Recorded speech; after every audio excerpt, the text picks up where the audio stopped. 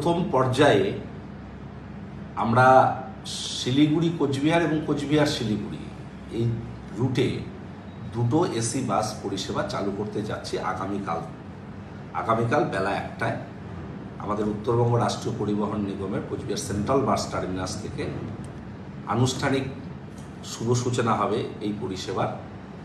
শিলিগুড়ি কোচবিহার এবং কোচবিহার শিলিগুড়ি রুটে 2x2 আসন বিশিষ্ট এসি বাস সার্ভিস। কোচবিহার থেকে এই বাস প্রতিদিন সকাল 7:40 ছাড়বে এবং বিকাল 2:40 ছাড়বে।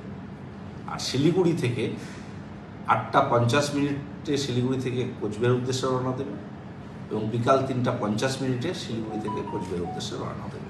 দুটো 4টে ট্রিপ এই বাসগুলো দেবে। গভর্নমেন্ট নির্ধারিত যাত্রী ভাড়া 320 টাকা, কিন্তু আমরা 100 টাকা কনসেশন দিচ্ছি প্রথম 6 মাস। আমরা মানুষকে নিবিড় এই পরিষেবা দেওয়ার স্বার্থে আমরা রিবেট সহ বিশেষ ভাড়া করেছি 220 টাকা। এটা লিমিটেড স্টপেজ থাকবে। কোচবিহার থেকে যাত্রা শুরু করে 5টি স্টপেজে এই বাসগুলো থামবে।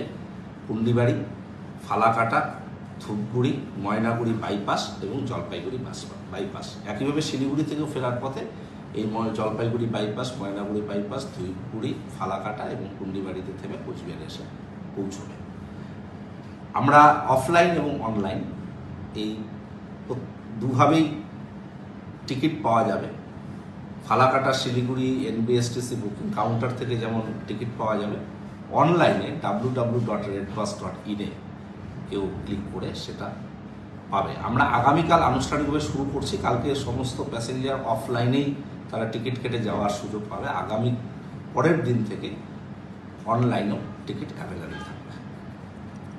ওদিন থেকে মানুষ দাবি করছে যে এই গরমের সময় যদি এসি বাস পরিষেবা চালু করা যায়। একটা সময় উত্তরবঙ্গ রাষ্ট্রীয় পরিবহন নিগমের বেশ কিছু এসি বাস পরিষেবা ছিল, কিন্তু বাসগুলো প্রায় সবগুলোই নষ্ট হয়ে যায়।